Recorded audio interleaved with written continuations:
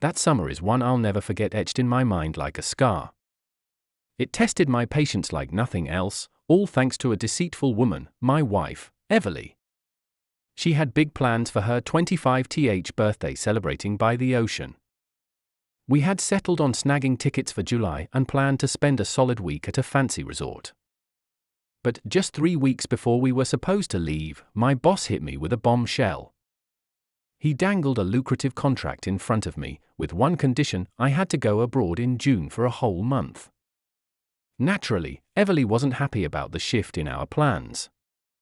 I suggested she take her family instead, but that idea didn't even come close to appealing to her mother. At 45, Sophia was obsessively health conscious, passionate about sports, and had no problem getting the occasional nip and tuck. When Everly and her twin brother, David, were born, Sophia's husband went and had a vasectomy, thinking that 2 kids was more than enough. So, despite our carefully crafted plans, everything unraveled. Even though Sophia managed to get some time off, Everly's father couldn't swing even a week away. David, on the other hand, was full of energy. He came up with an amusing gift for Everly, helped by his 5-year-old twins. David was always serious and had married young. Both he and his wife were consumed by their careers, leaving no room for their kids. Everly, however, was the opposite: carefree, even a little reckless. Before we married, she was like Mercury, one moment present, the next, vanished. Her relationships reflected that, fleeting and changeable. But during our 2 years of living together, I never suspected anything was wrong. I thought I was keeping a close eye on her spouse's instincts, right? Yet, looking back, I see that maybe I should have paid closer attention. I tidied up the little things, said goodbye, and left for work. By the time June was winding down, Everly was sending me photos of the coastline every evening. Some were of sizzling beachwear, others of her nephew, but most of them showed the kids enjoying themselves, swimming, playing, even with clowns and party hosts. Her updates painted the picture of a good time. On her birthday, I called her early, sent my well wishes, and told her how much I missed her. She seemed surprised, caught off guard, and it was clear she hadn't slept much. She explained she'd eaten seafood the night before and had a rough time with it. But there was something off. Her explanation didn't entirely add up. Then, I noticed the intriguing bottle of liquor on the table, with glasses scattered around.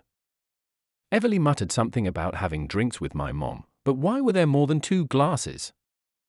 At the time, it didn't click, but now, I see the whole picture. By August, I finally came home. I surprised her with a bouquet and a shiny gold chain, even though it was a bit late. But we still celebrated. As summer came to an end, Everly told me she was pregnant 2 lines on a test. We kept it quiet, and she started seeing her doctor regularly, following the usual routine for expectant mothers. I asked if everything was okay, and when the time came, I went with her for the examinations. While I waited in the car, I found her gynecological records lying on the seat. Out of boredom, I began to flip through them, and then it hit me: a punch to the gut. The chart showed a 10-week pregnancy, 4 weeks from September, 4 from August, and 2 from July. The timing was impossible to ignore. I was away for all of July, and Everly's birthday, July 18th, was particularly memorable. That's when everything came crashing down.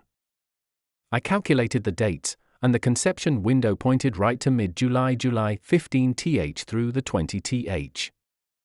That was when I was abroad, unable to reach her, while she was on her seaside getaway. My stomach churned with nausea, but I tried not to spiral. I took photos of the documents and returned everything, hoping for clarity. But things only got more complicated. My mother-in-law, Sophia, had been feeling sick for days, suspecting something as serious as stomach cancer. Her ailments had doctors scratching their heads, and she went on a strict diet that didn't help. She was terrified of medical tests, but Everly convinced her to seek answers. I decided to support Sophia through it, so together with my father-in-law, we went to the clinic. While I waited in the lobby, Thomas took Sophia in for her exam. Minutes later, he rushed out of the office, looking as if he'd seen a ghost. He hurried down the corridor, and moments after, Sophia followed, straightening her blouse. A nurse appeared and explained that, yes, it was menopause, nothing to worry about. But there was more. The nurse informed Sophia that since she was 10 weeks in, they had to make a decision about the pregnancy.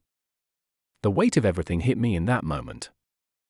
I quickly pulled out the photo I had taken of Everly's medical documents and asked the nurse for a quick favor. She compared the data and then, without hesitation, confirmed it. The pregnancy matched the timeline. I walked away, filled with frustration and disbelief. That night, after a few too many drinks with my father-in-law, we began to talk. Slowly, the fog of alcohol lifted, and we started to make sense of what had happened. Strangely, we were both on the same page. It became glaringly obvious that during that seaside trip, 2 married women had returned, but 2 women of questionable morals came back. My father-in-law was livid with Sophia, even after they'd raised 2 kids together. He'd had a moment of weakness, but he was most upset about his granddaughters.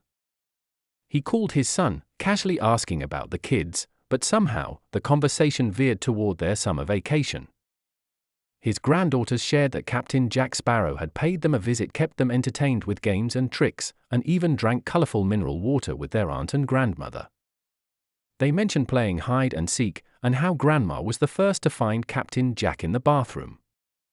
With everything now out in the open, we didn't hesitate. The divorce papers were filed shortly after, and I began the next chapter, reflecting on the past with my former father-in-law.